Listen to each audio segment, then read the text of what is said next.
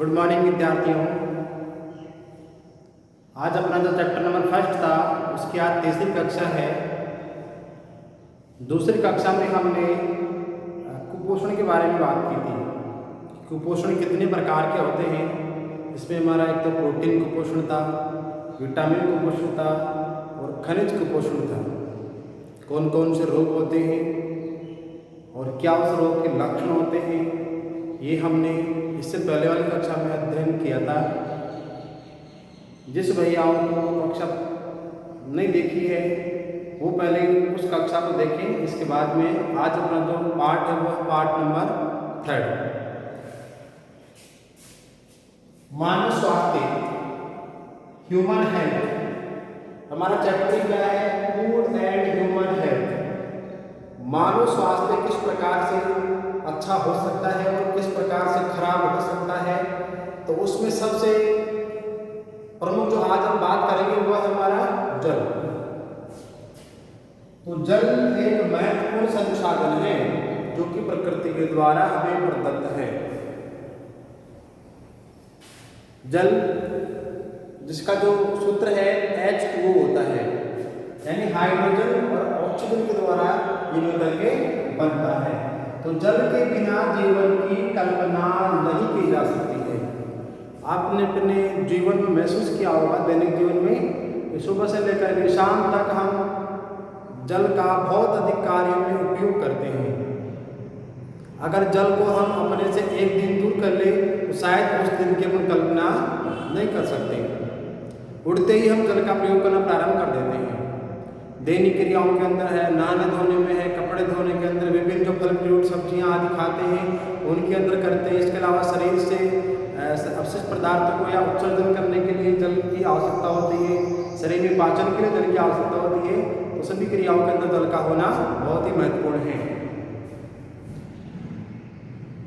तो कहा जा सकता है कि जल ही क्या है? जीवन है। जल है तो कल है, और कल अगर होगा इसका मतलब जल भी होगा। तो जल है तो कल है, ये बात हमको ध्यान रखनी है। इसलिए जल का जो महत्व है वो बहुत अधिक है। जल को स्वच्छ रखने का और इसको लगातार बनाए रखने का जो कर्तव्य है वो हमें ही निभाना है, क्योंकि सबसे बुद्धिमान जो प्राणी है इस संसार में वो मनुष्य है। अगर वो इसको खराब कर सकता है तो मनुष्य कर सकता है, और उसको अगर बचा सकता है तो मनुष्य ही बचा सकता है। जल तीनों ही अवस्थाओं में पाया जाता है। अवस्थाएं मुख्य रूप से 3 होती है, वैसे तो 5 होती है। कौन कौन सी? ठोस, द्रव, गैस, प्लाज्मा और बोन आइंस्टीन कंडेंसेट। लेकिन यहाँ पर हम केवल 3 की बात करेंगे, सॉलिड, लिक्विड एंड गैस। तो पानी तीनों अवस्था में हो सकता है। ठोस के रूप में देखिए, बर्फ का आपने देखा होगा, बर्फ पानी का ठोस रूप होता है। अगर इस पानी को उष्मा दी जाए, गर्म किया जाए इस पानी को, तो ये क्या बन जाता है? निकल करके द्रव बन जाता है, लिक्विड बन जाता है। क्योंकि जब किसी पदार्थ को ऊष्मा प्रदान करते हैं तो पदार्थ के अणु या परमाणु के बीच में जो आकर्षण बल होता है वो कम हो जाता है, और आकर्षण बल कम होने से वो परमाणु या अणु दूर दूर फैल जाते हैं। तो अवस्था उसका बदल कर क्या हो जाती है? लिक्विड हो जाती है, द्रव हो जाती है। अगर इसी द्रव को और अधिक गर्म किया जाए तो यह पानी वाष्प बन करके उड़ने लग जाता है, क्योंकि और अधिक ऊष्मा देने से वो कण और दूर हो जाते हैं, और दूर होने से उसका आयतन बढ़ जाता है, और आयतन बढ़ने पर वह क्या हो जाएगा? हल्का, और हल्की वस्तुओं में से क्या उठती है? ऊपर की ओर उठती है। तो ये वाष्प के रूप में ऊपर उठने लग जाता है। अगर इसी वाष्प को वापस ठंडा किया जाए तो क्या बन जाएगा? द्रव बन जाएगा। हम जब ठंडी बोतल को निकाल करके बाहर रखते हैं, फ्रिज में से निकाल के बाहर रखते हैं, तो आसपास की जो ठंडी वायु है या जो आसपास की जो हवा है उस हवा में क्या होती है? वाष्प। और वह वाष्प जब उस ठंडी बोतल से टकराती है तो संघनन क्रिया के द्वारा वह वाष्प इससे बदल जाती है, द्रव में बदल जाती है। उस बोतल के आसपास भी पानी इकट्ठा हो जाएगा, और उसको और अधिक ठंडा किया जाए तो क्या बन जाता है? बर्फ। इस प्रकार से तीनों अवस्थाओं के अंदर क्या हो सकता है? रूपांतरित हो सकता है। आगे देखिए, पीने योग्य जल क्या है? ड्रिंकेबल वाटर कैसा होता है? कई जगह जब आप घूमते फिरते जाते हैं तो वहाँ टंकियों पर लिखा हुआ रहता है पीने योग्य जल। पीने का मतलब वह शुद्ध है। अब पीने योग्य जल हम किसे कहते हैं, उसमें कौन कौन से गुण होने चाहिए? तो परीक्षा की दृष्टि से यह बिंदु बहुत ही महत्वपूर्ण है। आइए देखिए कौन कौन से गुण उसमें हो सकते हैं, होने चाहिए। पहला है स्वच्छ होना चाहिए, साफ, दिखने में साफ होना चाहिए, निर्मल होना चाहिए, उसमें गंदगी नहीं होनी चाहिए, आंखों से दिखने वाली, गंधहीन हो, उसमें किसी प्रकार की कोई स्मेल गंध नहीं आ रही हो, लेकिन पानी गंधहीन होता है। और है दूसरा, वनस्पतियों रहित हो और पारदर्शी हो। वनस्पति का मतलब उसमें चारा, पेड़ पौधे की पत्तियां, डंठल वगैरह वगैरह नहीं हो, और कैसा हो? पारदर्शी, आर पार दिखने वाला। ऐसा नहीं कि टैंक में पानी भरा और उस टैंक के पहले में क्या पड़ा वो दिखाई नहीं दे रहा, इसका मतलब पानी पारदर्शी नहीं है, या पानी क्या बन जाएगा? गंदा बन जाएगा। तो कैसा होना चाहिए? ट्रांसपेरेंसी होनी चाहिए, पारदर्शी होना चाहिए, आर पार को दिखना चाहिए उसके अंदर। अगला देखिए, सूक्ष्म जीवों से रहित हो। सूक्ष्म जीव ऐसे जीव होते हैं जो हमको दिखाई नहीं देते हैं, अगर वो पानी के अंदर मिले हुए हैं तो वह पानी पीने योग्य नहीं है, स्वच्छ नहीं है, या हमारे शरीर के लिए लाभदायक नहीं है। तो उसमें क्या नहीं होनी चाहिए? सूक्ष्म जीव नहीं होने चाहिए। आगे देखिए, पीएच मान लगभग 7 हो तो उसमें पर्याप्त ऑक्सीजन भरी हुई रहती है। जल में रहने वाले जीव ऑक्सीजन कहाँ से प्राप्त करते हैं? पानी से प्राप्त करते हैं। तो पानी के अंदर क्या होती है? ऑक्सीजन, और वो अधिक कम प्रकार से रह पाएगी जब उस पानी का पीएच मान क्या होगा? संतुलित होगा। अगर पीएच मान 7 से नीचे हो तो वो अम्ल कहलाता है, 7 से ऊपर हो तो वो क्षार कहलाता है, और पीएच मान अगर 7 के आसपास हो तो वो उदासीन वाली अवस्था होती है। और उदासीन अवस्था के अंदर जल में अधिक मात्रा में क्या होती है? ऑक्सीजन होती है।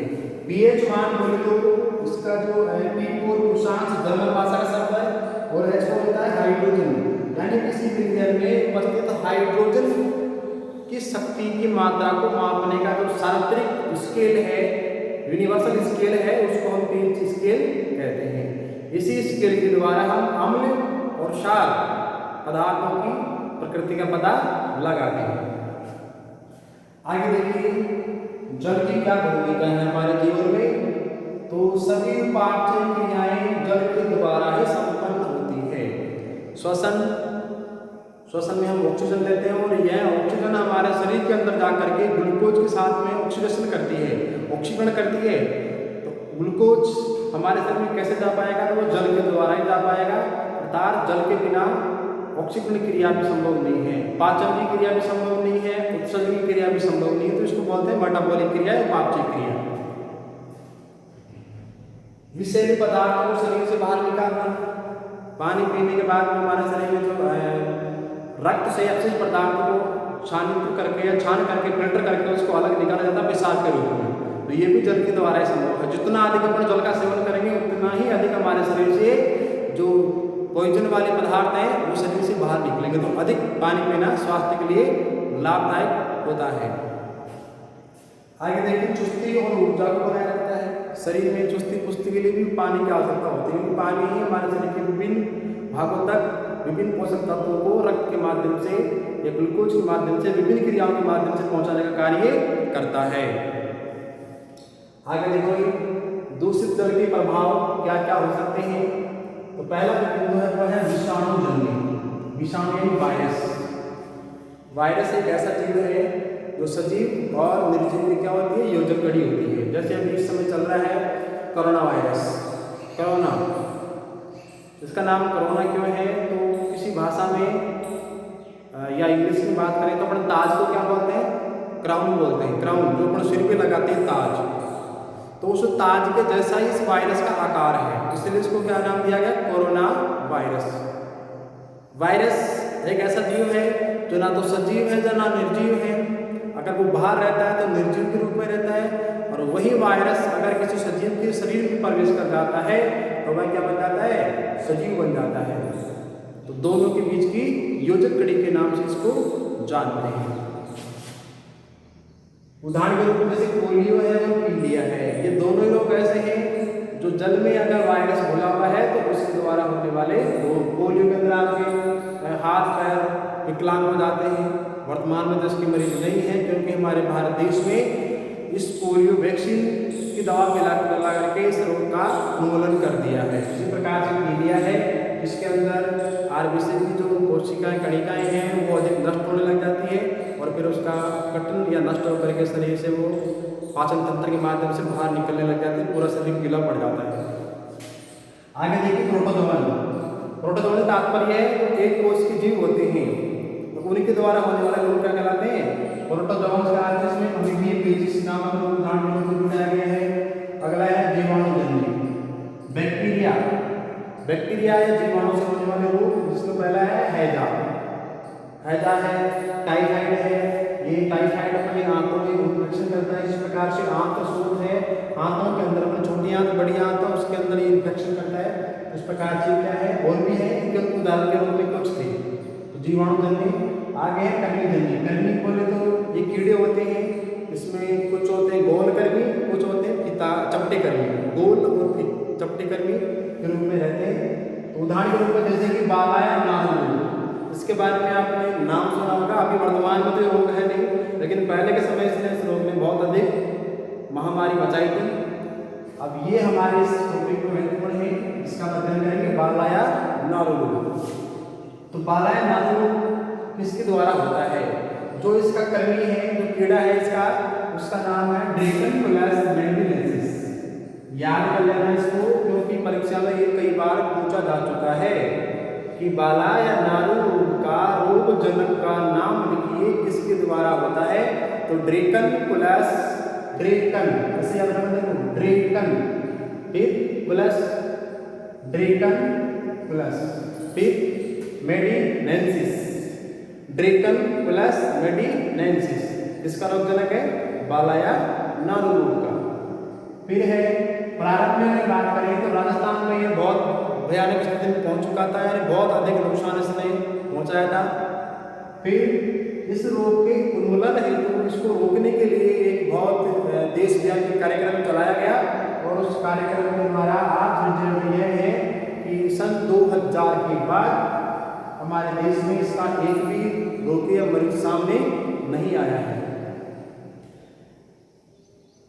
अब इसकी बात करें कि इसका जो प्रजनन है या ये शरीर में प्रवेश कैसे करता है, तो इस कर्मी यानी ड्रैकोनिकुलस मेंडिनेंसिस की जो मादा होती है, वह मादा कर्मी जो होती है अपने अंडों को कहाँ छोड़ती है? पानी में। यानी पानी में अगर ये कर्मी है तो वहाँ पर ये अपने अंडों को छोड़ देती है, और उस पानी को जब कोई स्वस्थ व्यक्ति पीता है तो वो अंडे या उसके जो कर्मी है वो उस मनुष्य के शरीर में पहुंच जाते हैं या अन्य जीवों के शरीर में पहुंच जाते हैं, और उसी जल को अगर दूसरे व्यक्ति भी सेवन कर रहे हैं तो वहाँ से भी बहुत सारे व्यक्तियों के अंदर क्या हो सकता है? फैल सकता है। तो इसका कर्मी अपने अंडे जल में छोड़ता है, और इस संदूषित या इस गंदे जल का जब कोई व्यक्ति सेवन करता है तो एक से दूसरे व्यक्ति में रोग कर जाता है, फैल जाता है। अब इससे कैसे बचे? देखिए, इससे बचने के लिए क्या करें? पानी को छान करके पिए। अपने आसपास टोंटी से, नल से, हौज से, कहीं से भी पर पानी ले रहे हैं तो उसके पास में या टोंटी के नीचे एक कपड़ा लगा दें, उस कपड़े से उस पानी को छान करके पिए। इससे ये कर्मी भी रुक जाएगा, और साथ में जो छोटे मोटे वो कीड़े अगर उस पानी के अंदर हो तो वो भी उसके अंदर सन जाएंगे, मिट्टी भी अगर है तो वो भी रुक जाएगी। तो इसलिए पानी को हमेशा छान कर पीना चाहिए। और पानी अगर आपका लग रहा है कि बहुत दिनों से इस टंकी में भरा हुआ है तो उस पानी को आप उबालिए, क्योंकि उबालने से वो कर्मी क्या हो जाएगा? नष्ट हो जाएगा। और उबालने के बाद उस पानी को आप ठंडा करिए, और ठंडा करके फिर आप उसका सेवन करेंगे तो आप इस रोग से क्या हो सकते हैं? बच सकते हैं। जल स्रोतों को साफ रखना।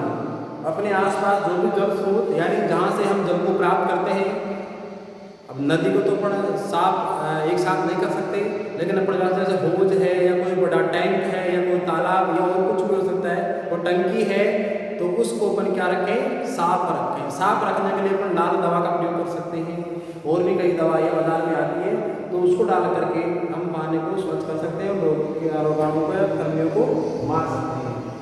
अगर जल स्वच्छ होगा तो स्वच्छ जल होगा, ये हम सभी वाकिफ हैं। इस समय एक सर्वे के अंदर पाया गया कि वर्तमान में अधिकांश लोगों के अंदर जो रोग फैल रहे हैं वो गंदे जल के कारण फैल रहे हैं, क्योंकि विशेष तौर से गाँव के अंदर तो रोग कम है, लेकिन शहरों के अंदर ये समस्या बहुत अधिक है। बड़े बड़े नाले जहाँ से प्रवाहित होते हैं तो उन नालों के द्वारा जो गंदा पानी, रसायन जो उस नाले में से बहता है वो उस जमीन के अंदर जा रहा है, अंडरग्राउंड जो वाटर है उस लेवल तक वो विष पहुँच रहा है, और उस विष पानी का जब अपन सेवन करते हैं तो कई प्रकार के रोग अपने शरीर में होने की संभावनाएं बढ़ जाती है। तो इस प्रकार से हमने आज इस नाड़ू के रोग के बारे में पढ़ा कि नाड़ू रोग का रोगजनक ये है, इसे अपन कैसे बच सकते हैं और किस प्रकार से फैलता है। साथ में दूषित जल के कौन कौन से किस किस प्रकार के रोग किस किस से हो सकते हैं और स्वच्छ जल के क्या गुण होते हैं, ये आज हमने जाना। आशा करता हूँ यह आपको समझ में आया होगा और वीडियो को लाइक करें, शेयर करें और किसी प्रकार की आपको समस्या हो तो कमेंट्स कर सकते हैं। धन्यवाद।